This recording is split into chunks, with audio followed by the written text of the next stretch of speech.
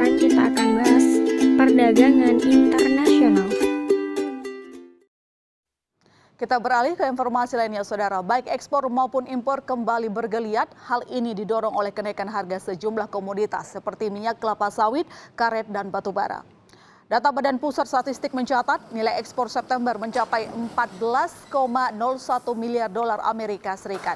Mendekati angka September 2019 lalu dan tumbuh sekitar 7% dari bulan sebelumnya. Sementara nilai impor pun lebih tinggi secara bulanan, menjadi 11,57 miliar dolar Amerika Serikat. Kasih perdagangan internasional itu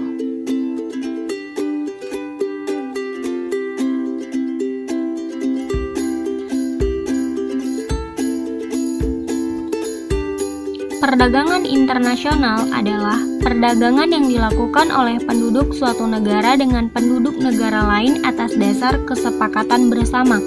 Dalam perdagangan antar negara tersebut melibatkan ekspor dan impor.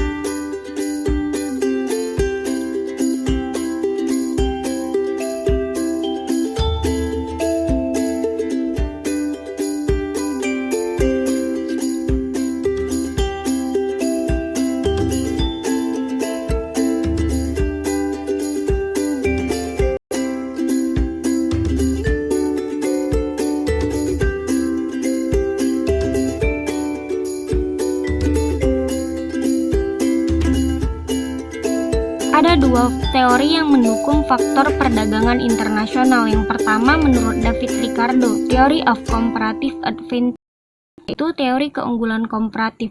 Menurutnya, keunggulan komparatif suatu negara apabila negara tersebut dapat memproduksi suatu barang atau jasa dengan efisien lebih murah dibandingkan negara lain. Sedangkan menurut Smith, dia mengemukakan teori of absolute advantage, yaitu teori keunggulan mutlak, di mana teori ini membandingkan negara lain apabila negara tersebut dapat memproduksi barang dan jasa yang tidak dapat diproduksi oleh negara lain.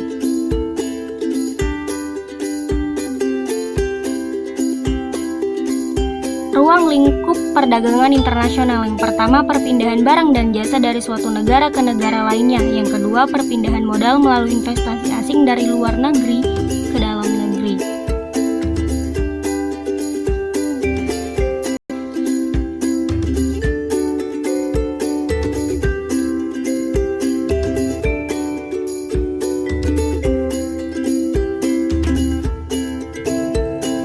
Kemudian ruang lingkup yang ketiga ada perpindahan tenaga kerja yang mempengaruhi pendapatan negara melalui devisa.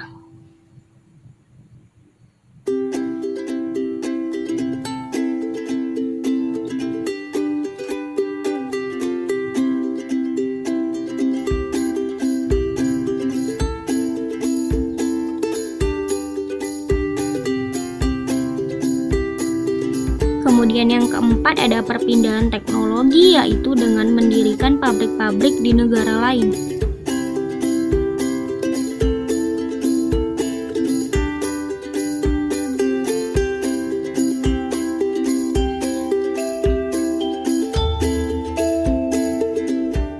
Dan terakhir, yang kelima adalah penyampaian informasi tentang kepastian adanya bahan baku dan pangsa pasar.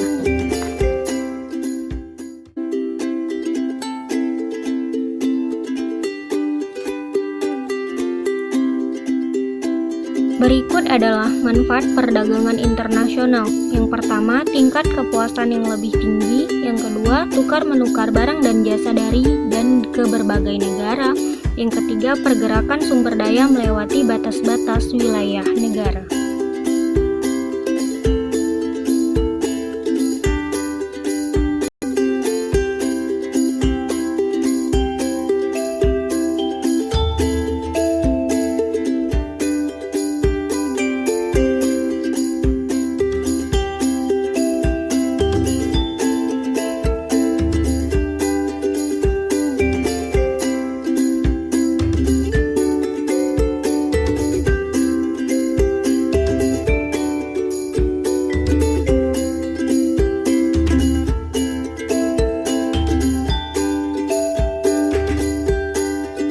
Manfaat yang selanjutnya yang keempat, pertukaran dan perluasan penggunaan teknologi. Yang kelima, peningkatan produksi barang dan jasa secara besar-besaran.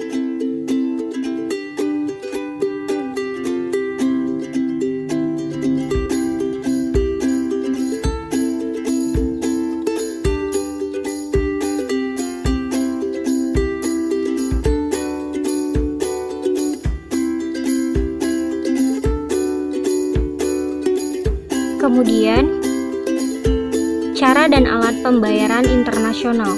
Yang ke-1, ada kompensasi pribadi atau private compensation. Yang kedua, ada cara wesel dagang atau commercial draft.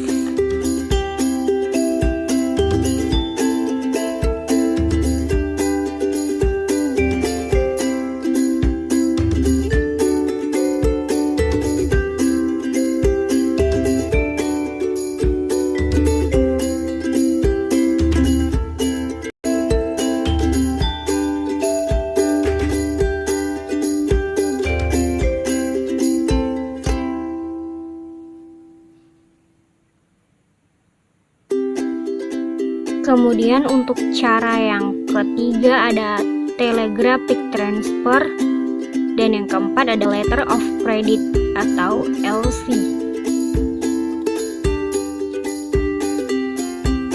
Sekian materinya. Terima kasih.